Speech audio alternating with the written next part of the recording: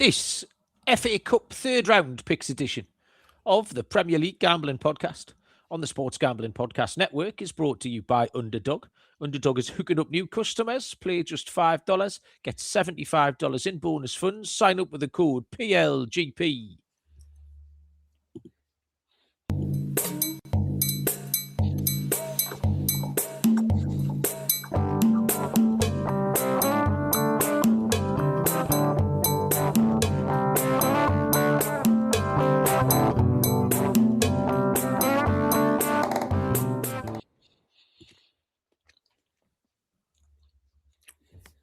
Welcome, everybody, to the Premier League Gambling Podcast on the Sports Gambling Podcast Network. My name is Malcolm Bamford, coming to you from Newcastle upon Tyne in the northeast of England. Today is Thursday, January the 8th.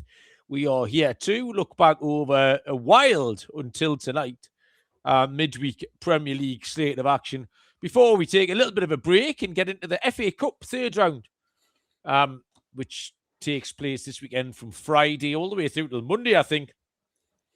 We're a couple of minutes late. I just said to Barry. Barry said I was perfectly ready to start, and then a wave came over me, and I didn't know I was going to end the sentence. A wave came over me that I had to go and get some cheese, is what he said. So Barry is 6 minutes late, because he has got some cheese. I'll vouch for him. Nice. Barry, how strong was the wave, and what kind of cheese have you got? I've got two kinds of cheese. I've got a bit of Gruyere and a lovely smoked cheddar. The smoked cheddar is beautiful. And that urge didn't come over you 3 or 4 minutes before the show started? No, it was literally just as I sat down. It was a strange one, but you know, you got to do what you got to do. Mate, yeah, fair enough. I'm fully cheesed. I'm cheesed out, Baz. Christmas has cheesed me out. I've had to finish off. I've still got the tiniest amount of Stilton left. I'll have to get through tonight because it plays on your mind when it's there. Because I don't want to eat any more cheese, but I'm not going to throw the cheese out. I will have to eat all the cheese, but that's all that's left now. There's a little brick of Stilton, and that's I've still got lots of. I've got loads of Stilton, Shropshire Blue, Stilton, someone else. I've got a few unopened ones that I'll have to deal with at some point. But I tell you what else I'm all out of. Everyone's having a go in the chat here already about me not having enthusiasm for cup picks. I'm all out of the Premier League. I think I've got Premier League fatigue, Malcolm. It's been a lot, hasn't it? It's just been 2 shows a week of Premier League, and now it felt quite refreshing to look at something different. It did. I felt exactly the same. It was a nice time to have a break, especially coming off what was really an all-timer. Arsenal-Liverpool spoiled it a bit tonight. Because when I started making my notes, I thought we'll go through the eye catchers, but there was that many things to talk about. I think we probably just have to go game by game, apart from that shit tonight and the Palace Villa 0-0. Even if the result wasn't unusual, there was some mad stuff happened in just about every game. So we will go through all of that, because that was one of the best midweeks. The picks were okay, some good, some bad. Saved by Fulham as an underdog was one of my best ones. Obviously, I went to the Newcastle match, and that was just wild. Didn't come down till fucking hell 1, 2 o'clock in the morning. I was still watching all the highlights and trying to get my head around it, explain it to Bob on the way back in the van. I was like, mate, you get maybe 4 or 5 of them in your life, because I can remember them. I remember the 4-3 against Villa, when Dwight York scored a hat-trick and lost. I remember beating Bradford City 5-4. Mark McGee scored a hat-trick for us that day. Various other 4-3. You can remember them. So I was saying to Bob, get your head around that, because that doesn't happen very often at all. It was wild. We'll come to that, like I say, when we go game by game. The big news, Barry, not wanting to bury the headline, is the fucking draws. Courtney's or Patrick has just been on YouTube from the last show talking about it. We talked about the draws. I'd crunched the numbers and then put it to Dave, who'd explained why it was happening. And we got 5 more this week, 5 out of 10 for another 18.15 units. So over the last 3... Two late winners as well. Was a whisper. Yes, I made that a note here. Newcastle and Bournemouth both scored, 95 and 103. So the last 3 game weeks, we've just said we've had 3 game weeks. Was that the space of a week? Midweek, Saturday, midweek. 31.85 units of profit, that is. If you'd staked 30, you would have returned 61.85. So for your tenner, you're looking at 320 quid. Now, with caveat that we did say it was the congestion thing, do you know what I mean? So in the next game week, I wouldn't be rolling into it expecting 4 or 5 draws. It was Data Dave explained what it was. It was the rotation, the congestion, and the quick turnaround. So, but Barry, we can start penciling this in for next season over Christmas. We can make our January money in Christmas. You had a. Do you want to do your? Well, no, we'll do that later on. You've got a tit list nomination for tonight. But like I say, we can kind of go game by game. We'll say hello to the chat. Squad numbers 7 and 9 were first in. Callum and Lee. Lee straight in with his pick of the week, which is Burnley to get humped off Millwall. I don't know what price they are, actually. I am doing that game, actually. I'm on commentary for that game. I was supposed to be doing Charlton Chelsea, but they changed me today. Millwall is 72 plus 350. So Lee reckons NBA bank accounts on Millwall. Parker will make loads of changes, play the second team and the first team on, which used to start with. So there you go. So there's Lee. Danny's here, Danny Midler. Welcome along. I think that's about it so far. But if you are lurking, by all means, say hello. I will also point you towards all of our free picks and podcasts in one convenient place, the SGPN app. Download it for free in your app store. Just type in SGPN. We kind of go game by game. Is there anything you wanted to mention before we sort of get stuck into this a little bit? What, you want me to chuck my tit list nomination out now? It's up to you. Or we can wait till we get to the game. Let's get it out. There's Martinelli's got to go on the tit list for his behaviour at the end of that game, hasn't he? Yes. He did act like a tit. I mean, I assume Mikel Arteta is permanently on the list. Right, so our show admin isn't that good, Barry. Now, I've got the tit list in front of me. I'm fully aware what it is. But there's a couple of things happened on it, which I don't understand. I can't remember why we wrote this. So, the tit list as it stands is Goldbridge, Owen, Ferdinand, Arteta, Anthony Gordon, and Arne Slot. That's fine. The names Goldbridge and Ferdinand both have the words one season written next to them. And that's the bit I don't understand. Can you remember what that meant? I've no idea. It's Have very they been on for a season? Are they on for another season? Did they get beat? I don't know what that means. There's no key. Yeah. Barry, I didn't write the key down. Gordon can come off. I'd rather take Gordon off than Goldbridge or Ferdinand because they're always tits. I thought the minute I looked at it, it was clear to me that Anthony Gordon, I think we put him on when he cuffed that Brighton defender in the face and we got knocked out. Was it that or was it the Virgil van Dijk thing? I can't remember. It was one of them though. Yeah. It was a sending off. We should probably write that down as well. But like I say, sloppy housekeeping on the tit list. This is where the listeners, this is like people who have actual listeners. There should be a spin-off show, Barry. You know, like the Traitors Uncloaked. We should have a spin-off show like Callum and Lee should do a spin-off show. Write this down. This is good, this. Like the Premier League Gambling Podcast, All Bets Are Off. That's a fucking good name. Write that down. That's good. Yeah, I like that.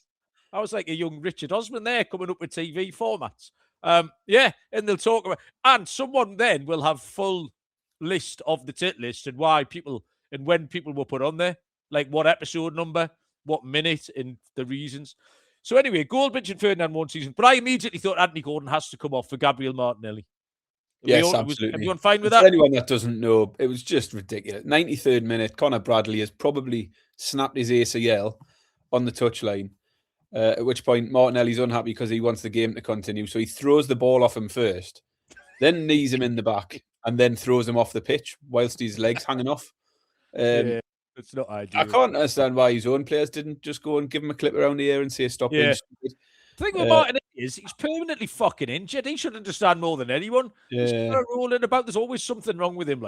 I mean, I hate Liverpool as much as anybody, but when, I wouldn't have had sympathy for one of them. But, you've got to just deal with that situation a bit better than he did. So, Martinelli's a tit. Get him on there. Even in the and we've said, though, that's part of the Arteta thing, innit? In the background, while all that, on the third replay, Arteta was just in the corner, just fucking throwing his arms around like a twat. And then the corner comes over, Gabriel heads it wide, and there's another fella in the technical area, down on his knees and throw, just fucking grow up the lot of you. Absolute twat. Arteta did eventually get booked tonight for continuously leaving his technical area. I don't know if that was an accumulation of 20 games of doing that, and eventually he gets a card or what. But yeah, he did get booked tonight for leaving his technical area many times. Lee saying that if they start when they start the spin-off show, they're not playing kickoff. What gives you what makes you think you'd be allowed to play kickoff? You can talk about the playing of the kickoff. Stop picking your part up, Lee. Andy Williams has joined us. Andy, Wrexham might be featuring tonight. You can tell Andy must be sniffing a Wrexham mention on the show because we haven't seen Andy for a couple of weeks. Bring back battleships, says Carl. Right, okay. Andy Gordon has been removed from the tit list. Gabriel Martinelli has been put on. I'm not writing down the reason because I'd like to try and remember the reason when we come to take him off in about 2.5 seasons' time. If we're still allowed that. So there you go. That's the only reason I keep this ring binder. This is now years old, but it's got the tit list where everything else has been thrown out. Right, okay. Very good. Yeah, Tuesday night, West Ham Forest, not much to mention other than West Ham are incredibly fucking bad. This was sliding doors. This was West Ham thought they'd gone 2-0 up with a negligible offside.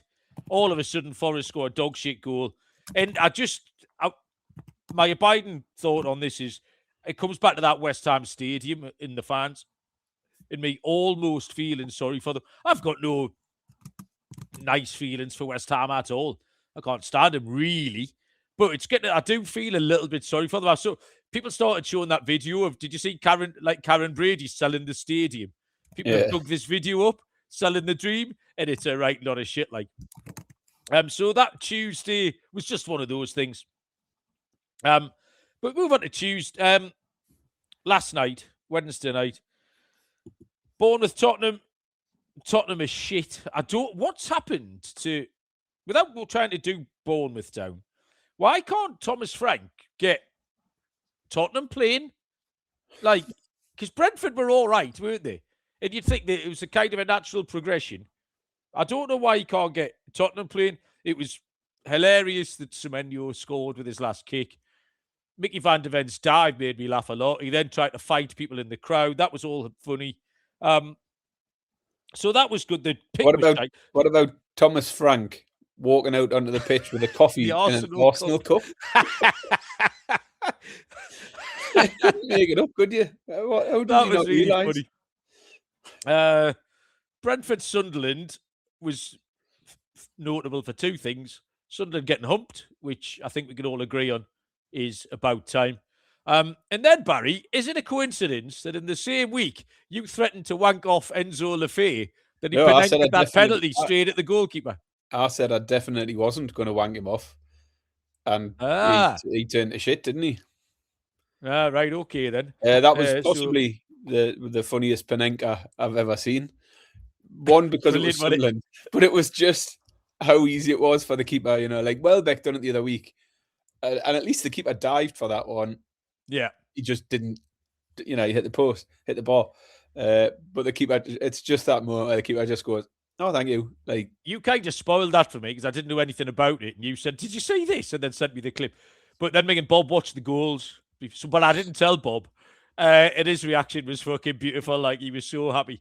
He thought it was great. Palace Villa, nothing to talk about. Everton v Wolves.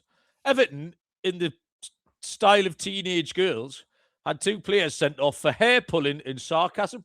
There you go. The dogs of war, Barry. The dogs of war. Hair pulling and sarcasm. Listen, we all know pulling the hair is a red card. We've seen it a couple of times in recent weeks. So I don't know how he can defend it because he did pull his hair. That's a little bit of a childish thing to do. And Grealish has just got no excuse. I know. You're being booked 3 minutes earlier. Just don't do it. And I know there's not consistency. Joe Linton could have got sent off for the same thing yesterday because the amount of times that he went I off at didn't the see referee. it, but the amount of Leeds fans who like, told me about it on Twitter. The Grealish one, it was just so stupid. Like, so Everton fans are all kicking off about it. I can see why they should kick off about the Wolves VAR not getting looked at for studs down the back of his calf. But Yeah. the 2 red cards for me were red cards. Yeah, I agree. I don't know what Moses was about saying it was an accident. And Keith, you just don't grab hold. It was ridiculous. Yeah. It was really stupid. It is a bit soft and unusual, and I get it, but it's fucking send him off. Like, on that, I mean, we were all over Wolves, weren't we? I took both teams to score as it happens, but I felt like actually, as well as me and you, we did all right. This was a good week for the chat because I remember people throwing out Harry Wilson. I remember people throwing out, I can't remember like who it was, sorry, individuals. Bruno G shot on target. There was just a load of people, like everyone was on Wolves in this. Wolves +1, Wolves on the handicap. All sorts of things. And Wolves were decent again, like, so. Yeah. Oh, actually, little Everton update. Obviously, Dave Haran Stufflecourt did tell me and tell us, he gave me some chat the other day about fade and Everton. So he went to the game last night. He was at the Hill Dick. And the update is continue to fade Everton at home because the pitch is massive. It's 5 metres wider than at Goodison Park. And the fullbacks, Everton's fullbacks are terrified. They're not good enough to go forward. You know, Everton, they're basically 4 centre-backs, aren't they? They've got O'Brien on the one side. I think Mikalenko does a bit different, but they're not good enough to go forward. We actually saw it with Lewis Miley last night for Newcastle. As good as he was, when Tino came on, you need that. We've talked about Newcastle running through the fullbacks. A lot of teams now run through their fullbacks offensively, which is counterintuitive completely. But Everton can't do it. In case this pitch is fucking huge, that little tight Goodison Park was fine for Everton. That's when the actual dogs of war mentality was helpful. At home, they're struggling. So actual data, actual information there from Dave around Stufflecourt. So cheers for that, Dave. Keep it coming. So we'll keep fading Everton at home. Other games, Fulham, Chelsea. Sweet on Fulham. Fulham have been paying the fucking rent the last, they've won 6 of 8 or something. And I tell you what, they're like they're 2-1 every fucking week. Another red card for Chelsea, man. Another one. So early in the game as well. Like, just stop doing it. 7 this season, I think. We've said, I've got Joe, I don't know where Joe is tonight. He's probably in a coma after watching Arsenal. But petulant children is Joe's line when we talk about Chelsea. And it happens all the time. We saw it a few weeks ago. I talked and laughed about Liam Delap at the weekend show. And beautifully this time it was Cucurella, who actually, like, he's a bit like Joe Linton in that everyone thinks he gets sent off all the time. Or when he doesn't, Cucurella's actually quite clever with it. It's like Joe Linton's never, ever been sent off in 227 games, even though everyone calls him the league's biggest thug. Cucurella's a bit like that. But last night, and what got me was he pulls him down and then just puts his hands out like that. It's like that, mate, that doesn't mean that I've just lost the battery on my lamp there, Bess. Yeah, that doesn't absolve you of the fact that you've just pulled him down. It's ridiculous. So I enjoyed all of that. I enjoyed Chelsea. Fulham winning. Don't know what Rafinha will do about that. I will find out.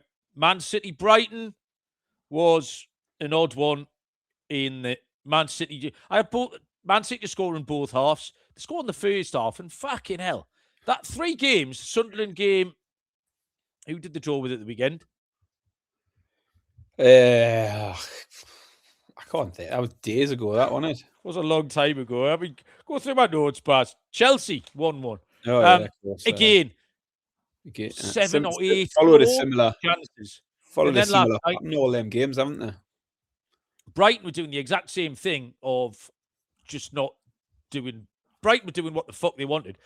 They're taking a goal kick, completing 15 passes in their own 6-yard box, and then giving it to Haaland on the penalty spot, and he just wouldn't kick it in the goal. Penalty, that was one thing that struck me. That was another example of a referee just choosing not to decide anything. Like, which one? The Doku penalty. Haaland took the penalty. Doku fouled.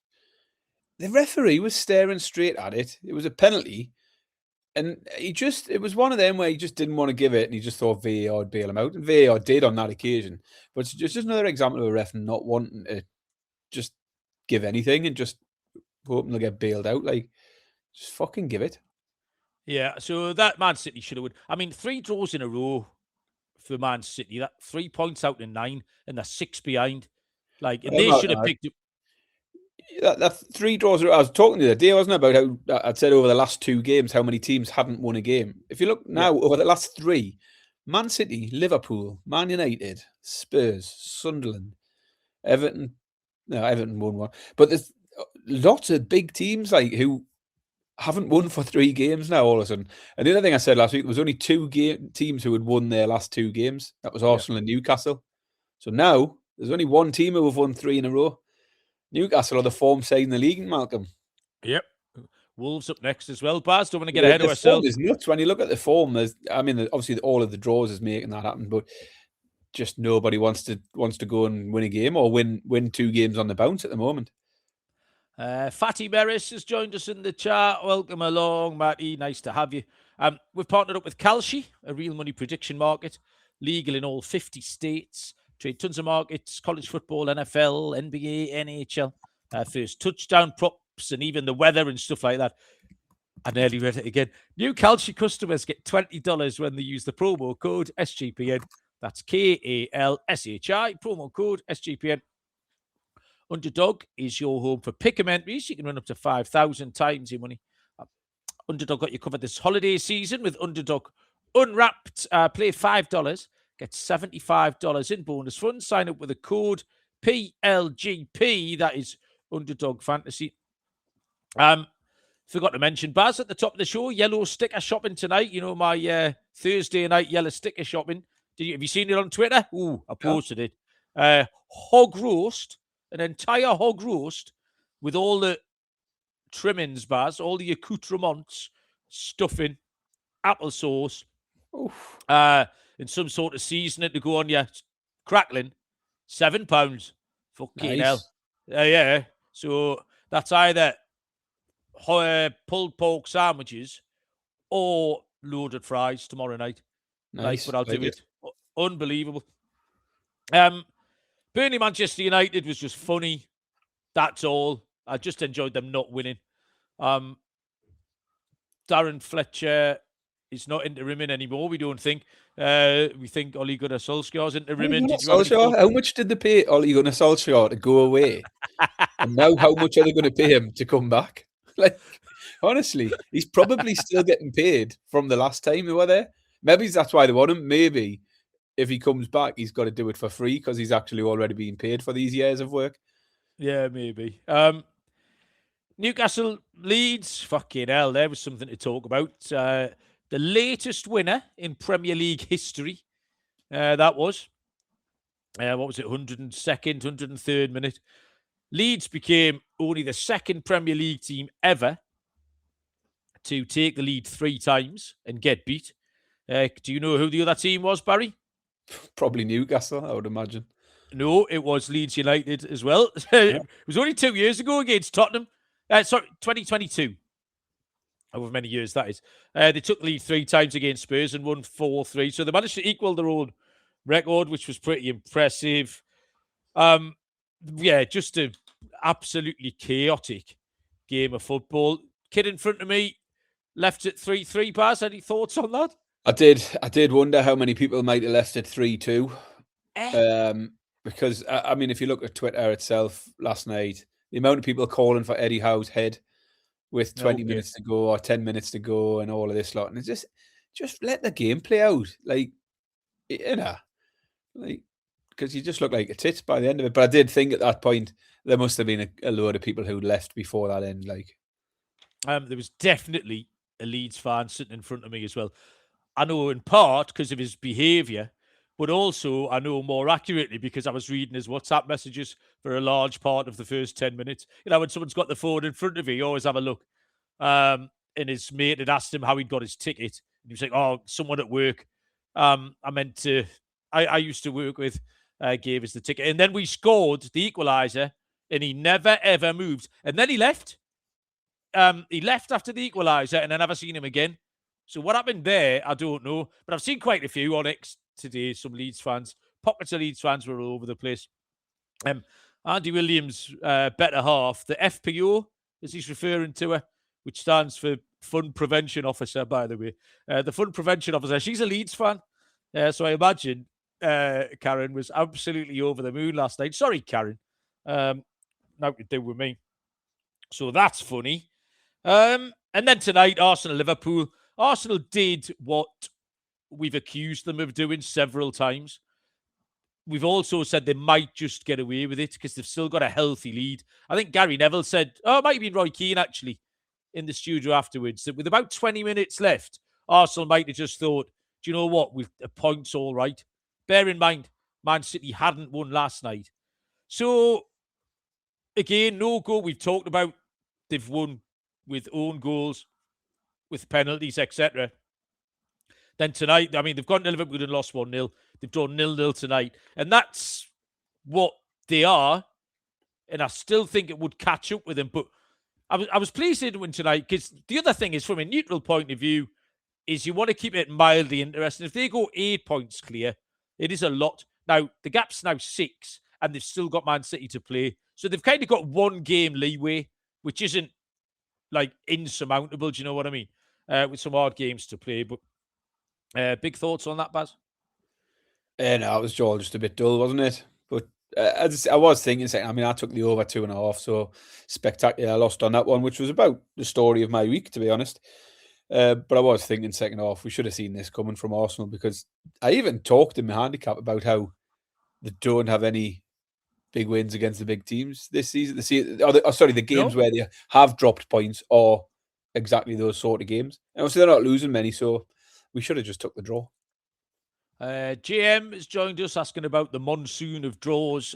We think the draws might be over. We've just discussed the amount of profit it would have made over the last 3 weeks. It's 32 units, which is absolutely ridiculous. But it was the fixture congestion, we think, as well. So by the time the next round of games comes, there is a midweek round of Premier League fixtures in February. So we'll have another count up. You know, we might be onto something, boys. Episode 386, we might have cracked it. So I think, Baz, that's just about it. Oh, Data Dave had a winner, didn't he, the twat? Bournemouth team total. My Bournemouth pick, Barry, was 6 shots on target, by the way. Do you know how many shots on target Bournemouth had in that 3-2 win? We'll give you a clue. 5. 3. I just couldn't believe I was getting Bob. Bob was checking all the stats for me on the way home. I was driving. I was like, Bob, that can't be right. Check another site. He was checking about 9 sites. I was like, Bob, check if one that's got more than 3. He was like, Dad, they all say 3. So, yeah, as much as I thought Bournemouth must have battered them, it was 3-2, and they had 3 shots on target. So that was a fairly impressive defeat. Oh, a quick AFCON update. We're fucked is the abridged version. A couple of things. We said the draw was hard. Congo were fucking chin the other day. All we wanted to do was cling on. 119th minute. The Algerian kid scored an absolute worldie. We're going to penalties, which would have been happy enough with. So Algeria did for Congo in the last minute of extra time. Burkina Faso got tonked. So that was the end of that. It's absolutely gone to form. It's like the top 8 teams now. The top 8 in the betting are the 8 that are left in the tournament. So yeah, it's gotten a form. But stay tuned on the YouTube for some AFCON shorts, etc. We will fire into the FA Cup 3rd round once I've let you know about Novig, America's #1 sports prediction market. Download the Novig app, get $50 when you spend 5. Use the promo code SGPN. Get on the action with Novig, promo code SGPN. And Rhythm has crushed NFL this season, especially on props. Really good at identifying when to fade players. College basketball is up and running with the boys, Matt Colby, Noah, all on the daily TCE shows. Build your own model, or you can use some models that already exist on there. Promo code on Rhythm is SGPN25 when you download the Rhythm app for 25% off your first month. Download Rhythm, use promo code SGPN25. Barry, as is tradition, on the afternoon of a cup picks show, you messaged me and said, how many picks have you made? Because you want to make 2 fewer than me, because I don't know, there's something wrong with it. You've got fucking ME or something. I lied to you and said I'd picked all the games, which was a fairly obvious lie. How many picks have you made, Barry? I've made 4 plus an accumulator. Okay, I've made, let's get the right page. 1, 2, 3, 4, 5. I've made 5.5 plus 2 accumulators. Well, Honestly. fucking wriggle on then, hadn't we? Half an hour so far, now you're coming up with 6 picks. We should say, before you move on, actually, Malcolm, AFCON, should say, keep an eye on the shorts, because the shorts have been doing well. Shorts have been great. And I was wondering how many new African listeners we've got, because every time we put a short out, it gets about 1,200 views. You put one out tonight for the Arsenal game, got and only 200 views, didn't 200 people looked at that one. So the It's a AFCON good job, shorts are by far outweighing. The popularity is off the scale, and you're getting quite a bit of interaction there from a lot of the African chaps. The Nigerian fellas were going nuts for me the other day, Baz. I had a look at podcast downloads, Malcolm. We've only got 7 this week from the African regions, so 7's plenty. Maybe they're all watching on YouTube though. But yeah, we've got, just so you know, we've got 1 in Accra, Lagos, 2 in Nairobi, big in Nairobi. Luanda, do you know where Luanda is? Yes.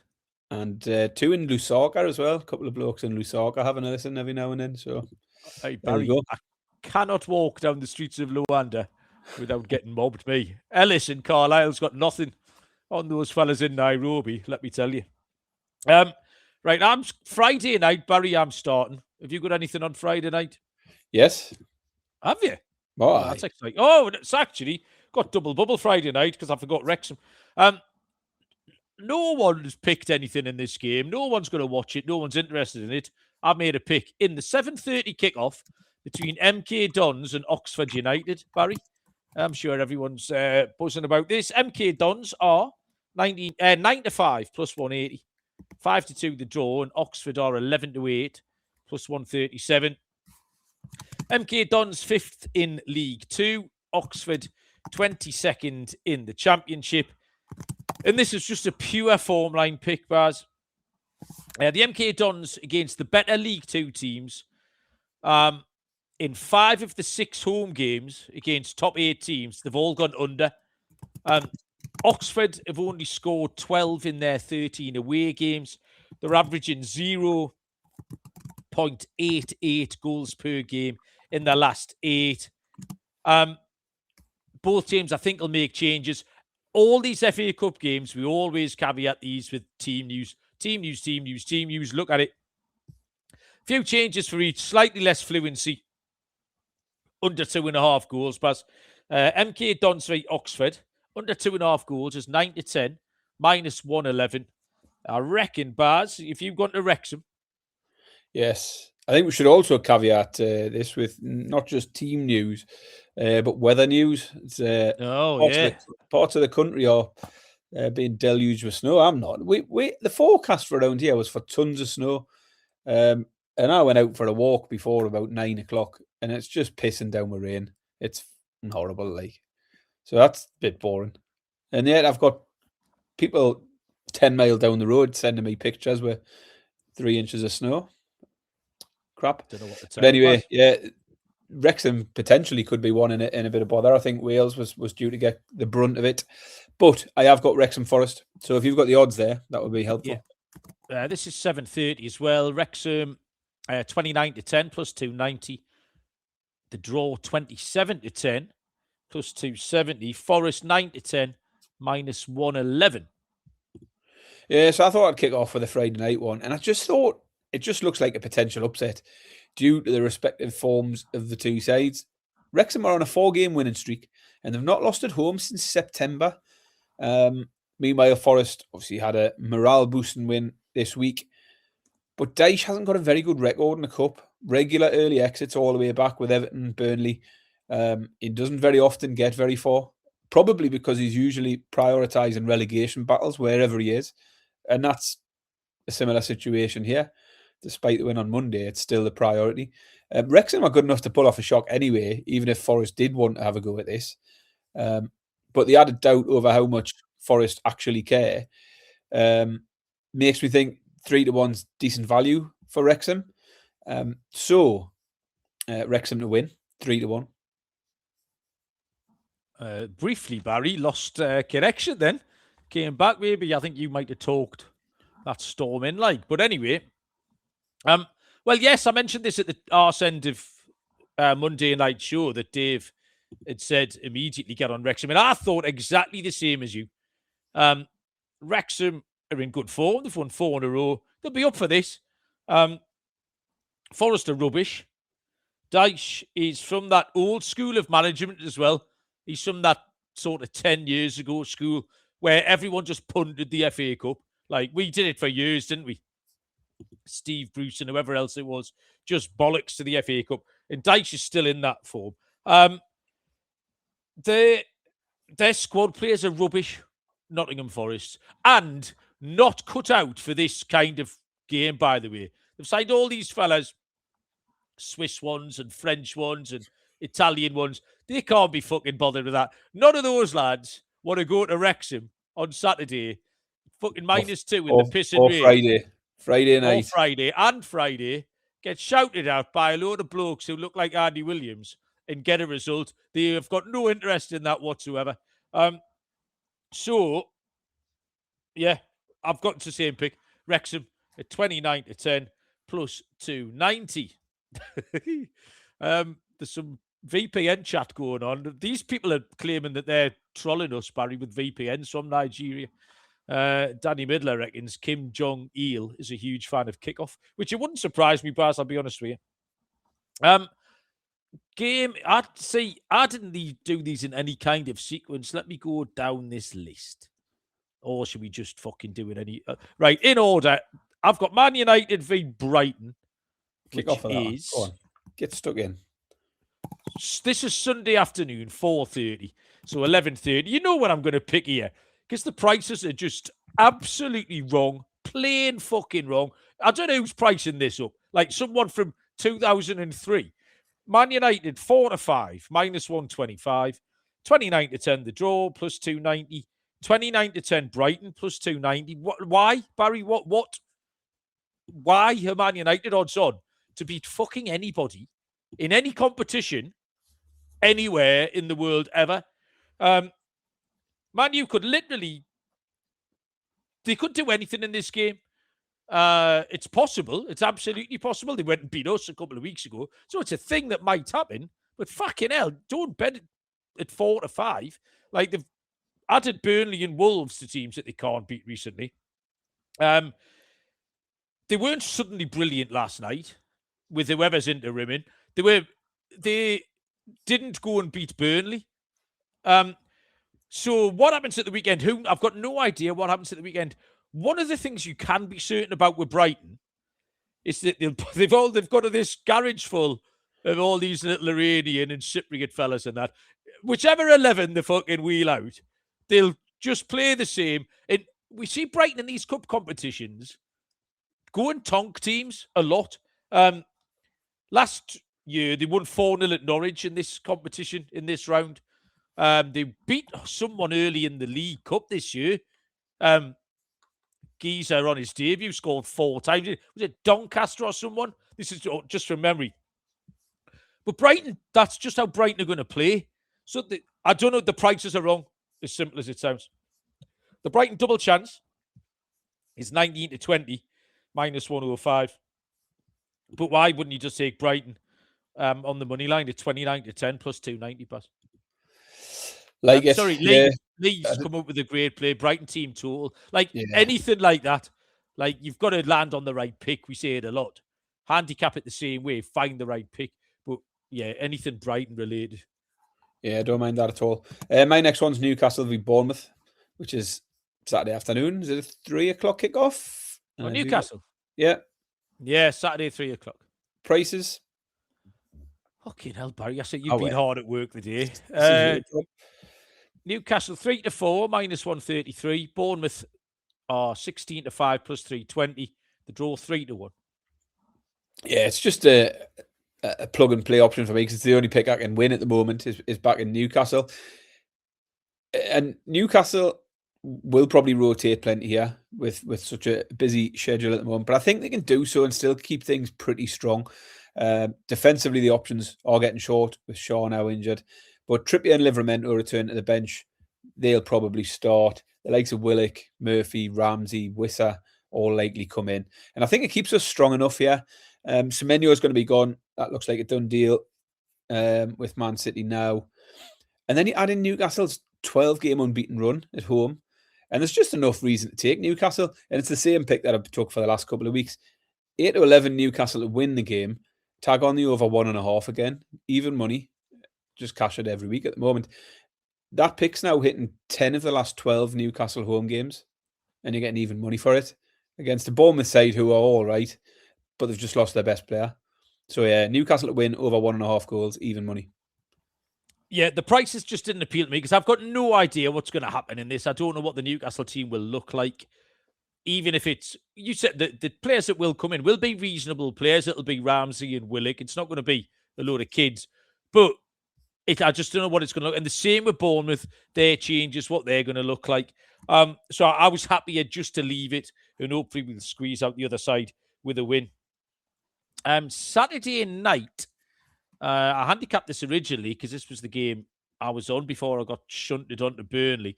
8 o'clock on Saturday night, so 3 p.m. Eastern Time, is Charlton Athletic against Chelsea. Charlton are 11-2, plus 550. 4-1 the draw. Chelsea 2-5, minus 250. I've got a lot of dogs on my card here, but this is the chalky one. This is 19th in the Championship. Charlton 4 points above the relegation zone. So their minds will be elsewhere, Charlton. This is one that might just be quite happy to put in a little bit. They're on a horrid run as well, Charlton. They've lost 7 of the last 11 with just 1 win in there. They've got a lopsided split between home and away games. They've not been terrible at home.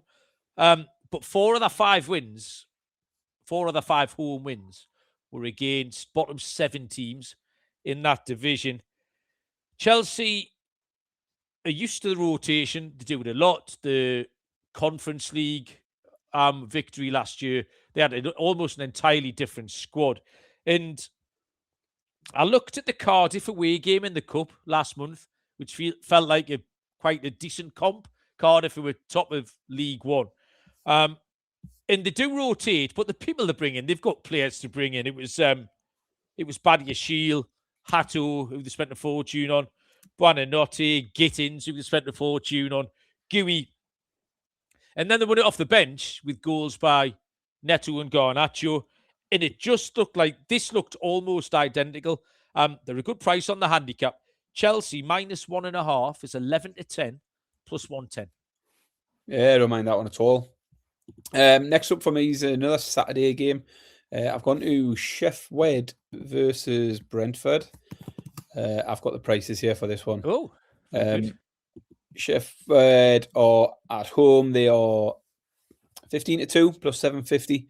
The draw is 21-4, which is around plus 520. And Brentford 27-100, close enough to minus 400. Brentford. I mean, Sheffield's season was over before it started, and it is now just a case of them seeing it out, getting a new owner at some point soon, and then looking to rebuild for next season. There's no reason really for them to not have a go here, because they've got no chance of recovery in the league. They're still on about minus 2 points or something. But I just don't think any of that matters really. I just don't think they'll be good enough. They are absolutely weak as shit. They concede a shitload of goals. 8 of their last 11 games saw them concede at least 3 goals. They've just had back-to-back 3-0 defeats in the Championship. And meanwhile, Brentford have come into form, up to 5th in the league, unbeaten in 5, and have scored 13 goals in the last 5 games. They've scored 3 or more 8 times already this season, Brentford. So I was torn between a few options. The handicap, minus 1.5 for Brentford, was a little bit too short. I then considered Brentford score both halves at 5-6. But ultimately, I've just come back to the team total. As I say, Sheffield regularly concede 3. Brentford have scored 3 often enough this year. Form lines for both teams play into this one. So Brentford team total over 2.5 at even money. I remember Brentford went to Grimsby, didn't they, in the last round of the League Cup, I think, and scored a gazillion. Or the round before the last round. They went to Grimsby and scored a ton. Yeah, I don't mind that at all, Baz. Good night for Igor Jesus again. The other one, Thiago. I'll get me Igor's mixed up. It was Connor, wasn't it, who was talking about his huge price the other day. And he got another 2 goals closer to Haaland. I tell you what, Haaland got one, didn't he? Haaland got one, sorry, yeah. Nailed him back. Haaland picks up a little knock, and he's absolutely live. Like, Barry, kick off. Kim Jong-un is tuning in, apparently, in his fucking big pants. The ball is in, Barry, just over the halfway line. 8-9. And it's your turn to play. I tell you what, this discard pile, Barry, is diminishing. I reckon we're on about 76 minutes now with you leading 2-1. You taking it in the corner? Too early for that, isn't it? A9, you say? A9, I say, yeah. Right, if you're going towards the blue bit. Yeah. Yeah. Oof. My eyes are going all weird. I'm going to go forward 5. Fucking brilliant, that. 1, 2, 3, 4, 5. I couldn't remember on the last episode who'd played what, so I put it on the telly. I put this episode on the telly just as the IT department walked through and just looked at it. Just me and you were looking down, and I'm counting the little dobbers.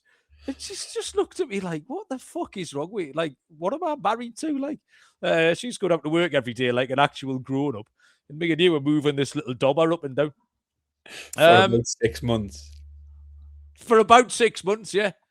Half time, wasn't it? That was the best bit. That was the most I've enjoyed this game. I've got absolutely fuck all here. I'm just going to get that one, Baz. I'm going to go forwards 5. How many did you go? Back where we started. Hang on a minute. Oh, yeah. I thought I had picked up your cards, but I can see your cards over there. Are they my cards? Yeah, they are. They're fucking rubbish. Right, yeah, I'll go forwards 5. So, Barry, we are in square. A9, Barry. That's A9. You got it? Got it. Messing about, right? Okay. I hope everyone enjoyed that as much as we did. Let me sort my discards out. Back in me draw. Well, okay. I've got a big underdog play here. And it is on Games petering out, says Daddy. Yeah, Barry's managed it well. Do you know what I mean? I must admit he has game management from Baz. Derby County against Leeds United. And I can't. Sunday, 12 o'clock. So that's 7 a.m. This is the early kickoff. I don't think Derby and Leeds like each other particularly much historically. They've had a few run-ins in the lower divisions over the last couple of years. So it's early doors. Leeds, there's been a huge drift here, actually. Derby were 21-4 plus 525. They are now 19-4 plus 375. So Derby have been nipped in a clear half point. The draw is 13-5 plus 260. And Derby, who were 13-20, are now 7-10. So round about minus 140 for Leeds. So there's been money for Derby, and that's going to be my underdog play here. Leeds are going well, but they're coming off a very busy period, physically and emotionally bummed last night at about 10:25 when that last goal went in. 8 points above the relegation zone, so they can 9 now, actually. They can realistically focus on staying up. Walking wounded last night. A lot of it was fucking play acting. And like Joe Rodon was clearly the head injury man. You can't tell me in the change rooms before that game, by the way, they were like, right, you're the head injury man. So when the first ball comes in, someone clears it. It's your job to lie down, because he did it every single time. It was pathetic. The goalkeeper couldn't keep chickens. Whether or not he gets another game of this, I think they'll make a ton of changes, an absolute ton of changes. And like I say, invested a lot. It's a letdown spot after last night, in my opinion. Derby are the most bang average championship team you can imagine. They're right in the middle of everything. They're just lost. 13th. Won 9, drawn 8, lost 9. So you don't know what you're getting. But I think at home, this price is too big. Take your pick.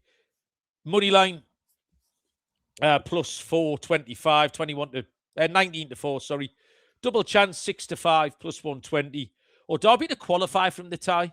There's no replays anymore, by the way. Derby to qualify 12 to 5, plus 240. Baz. Yeah, my final one is the West Ham v QPR. So we're into Sunday, 2:30 kickoff. West Ham are 11 to 20. You can work that one out. The draw is 15 to 4, and QPR are also 15 to 4. Yeah, I'm in West Ham in turmoil, having lost to Forest and now finding themselves in a big relegation trouble. Home game for them here, but there hasn't been much for them at home all season anyway. They've lost 8 of their 11 home games so far this season. QPR aren't exactly setting the championship alight, but they don't need to be outstanding for this pick anyway. The respective form for both teams plays into this one. I did want to factor QPR in because West Ham are a mess.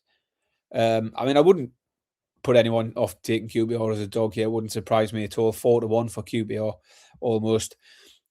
But taking them for at least a goal, I thought seems a good way to go. West Ham just don't keep clean sheets. They've got no clean sheet at home all season. The only clean sheet they had away from home was back in August. So I like the both teams to score here. It's also hitting 8 of the last 9 for QPR in the championship. West Ham are very much looking like a championship side at the moment.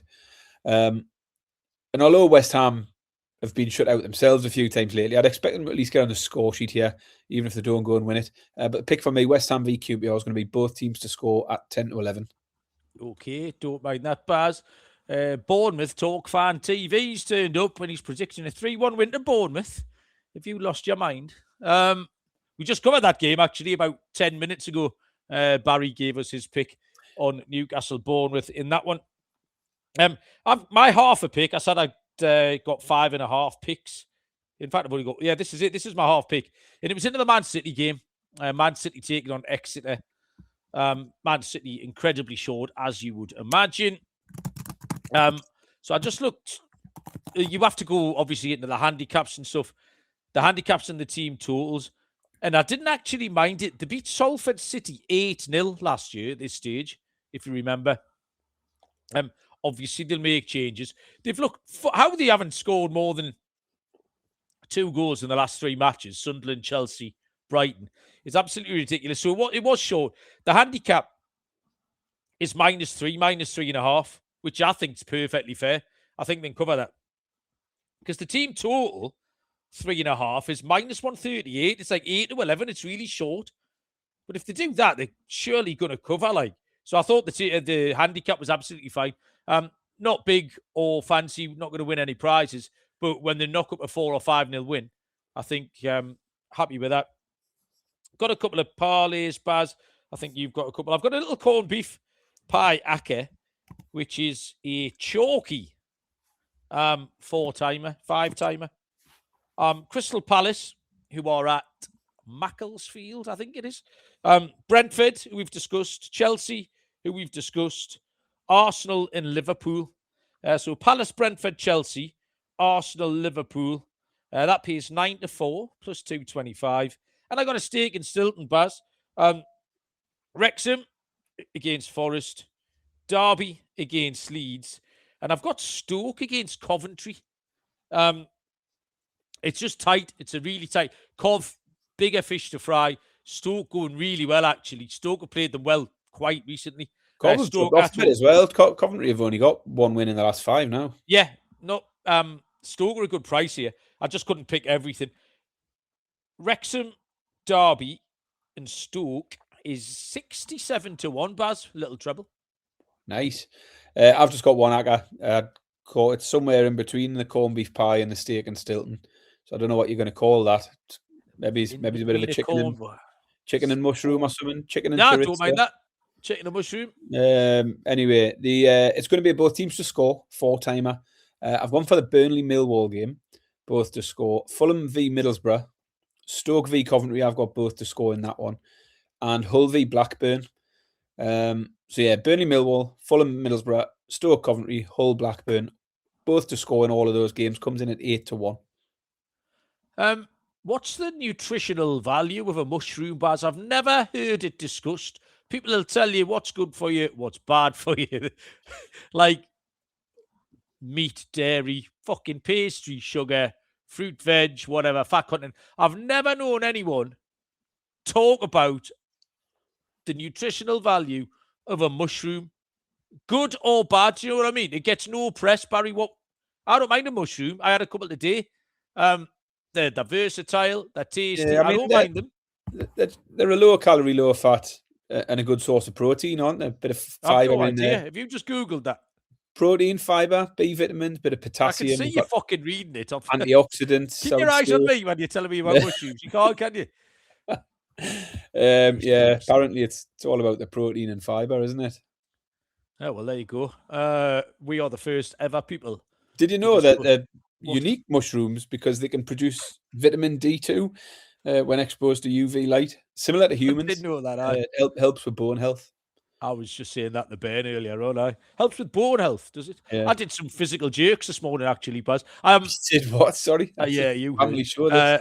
But after you telling me about your 10,000 steps, I counted how many steps it was from my van to Sainsbury's just to see. And it was exactly 500 to the door. So that's 1,000. And then I walked around Sainsbury's. So I don't reckon your 10,000 was that far. It's loads, man. Like, mate, I did 1,000 going to Sainsbury's. Right, but if you had to go to Sainsbury's 10 times, you'd get fed up, wouldn't you? You would get fed up. I wouldn't do it. I'd park, I'd park further away and go once. Here we go. My steps for today, 10,830. Yeah, well done. Which comes out at around 8.5 kilometers walked today. Right. So, that's 5-6 miles. I was in a world of trouble last night. I got to the point where the football was kicking off at 7:30, and I looked at my watch and I'd done 1,500 steps. No, because I'd worked from home, so I had a lot of catching up to do. Got on the treadmill, but I had to pound it out for like a good 70 minutes. I was absolutely sick of my life. So this morning I got up, I dropped Chloe at school, and I went for a walk around the lake a couple of times. I'd done a half an hour walk just to get half the steps in early on, so I didn't have to suffer late at night.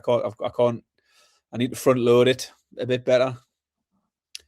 I've been out and invested lots of money in hiking gear today, Malcolm. Oh, fucking hell, Barry. Where are you going? I thought you were on the treadmill. You were hiking around your front room. Yeah, I'm going to get out romping through the hills and the Peak District and things like that, innit? Do you remember when you saw that stud? It's all my part of my active lifestyle. So I've bought some new boots. And then layers. I've got all the layers. The base layer, the mid layer, the waterproof, the windproof, all of that, all the layers, fleeces, everything. Spent a fortune. New socks, glove. Got a snood. You like that? I preferred you when you were fat, Barry. I'm going to be honest. I'm still having to try and do this shit. Nah.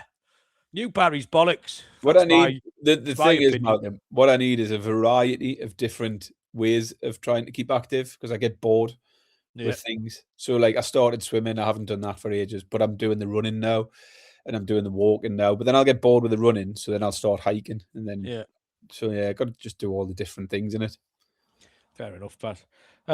Well, as endlessly fascinating as that last 5 minutes was, I think we should probably let the people go. Because as we know, no one ever listens to these episodes. We're wasting our time. But I've had a nice time talking to you, Barry. Is there anything you want to tell the people? Danny Midler's come out with Baz Grills, which is Baz does grill. Baz Grills, right. There's some kind of talking about fucking spin-off shows, because Baz grills everything he eats, doesn't he? He's on the barbecue. So a combination of Baz Grills and Grills. Someone work on that. You can talk about it on the spin-off episode of the Premier League Gambling Podcast, hosted by Callum and Lee. 5 nights a week, I reckon that they could do that. 5 nights, half an hour, like the one show. That'll be, Barry. Should we go away? Yes, I'm Yeah, just right. waiting for you Okay. to say we can go. Yeah. Right. Well, thanks, everybody. Premier League is when, Barry? You handicapped it all by accident this afternoon because you forgot it was FA Cup, didn't you? You didn't Yeah, look at it's the on date. the Premier League is on the 16th, I think. That's so next weekend. Yeah. Yeah. Okay. Cool. Right. Smashing. Thanks, everyone. Enjoy the FA Cup. Good luck with your bets. We will see you all down the road. Cheers.